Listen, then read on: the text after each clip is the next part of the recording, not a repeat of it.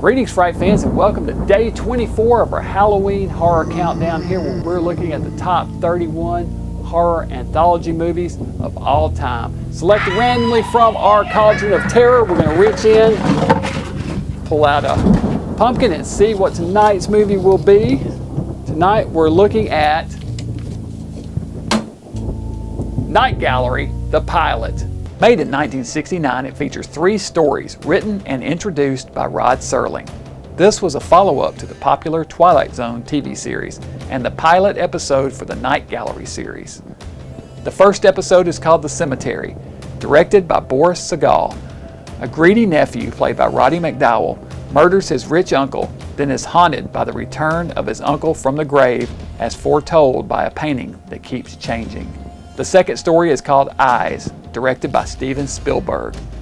A rich blind woman, played by Joan Crawford, seeks an experimental surgery that will give her eyesight for 12 hours with the aid of a pair of donor eyes. She blackmails a reluctant surgeon into performing the surgery, but doesn't get the desired results.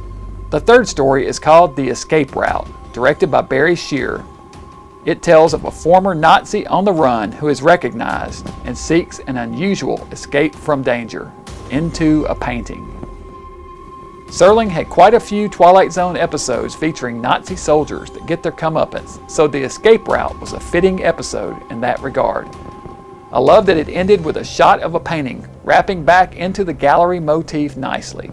Serling was one of the most prolific writers of his time and one of the most influential. Both Twilight Zone and Night Gallery remain highly regarded to this very day, especially Twilight Zone. The Roddy McDowall segment in this film is one of my favorites of the entire series. You know, I hesitated putting Night Gallery on this list at first. I wasn't going to do it because this is really, what this is it's Night Gallery segments put together into one long movie that was released on TV. But I've got other anthology TV stuff on here, so if I was going to put those on, I had to include Night Gallery. And this was a made-for-TV movie. Yes, it was the pilot for the show, but it was a made-for-TV movie, and it rocks. It is absolutely fantastic. The highlight, of course, is the Roddy McDowall story, the first story with the painting.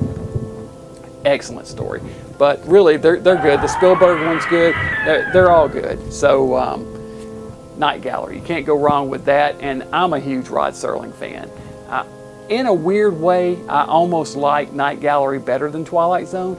Twilight Zone's more iconic, and it has some of the best stories ever that have ever been on television. There's no denying that fact. But there's just something about Night Gallery that were more horror-centered and more horror-centric, and I just really like them. So anyway, that theme music's really cool too. So I need to get that as a ringtone. That'd be a cool ringtone, wouldn't it? Anyway, I think I'll work on that this week.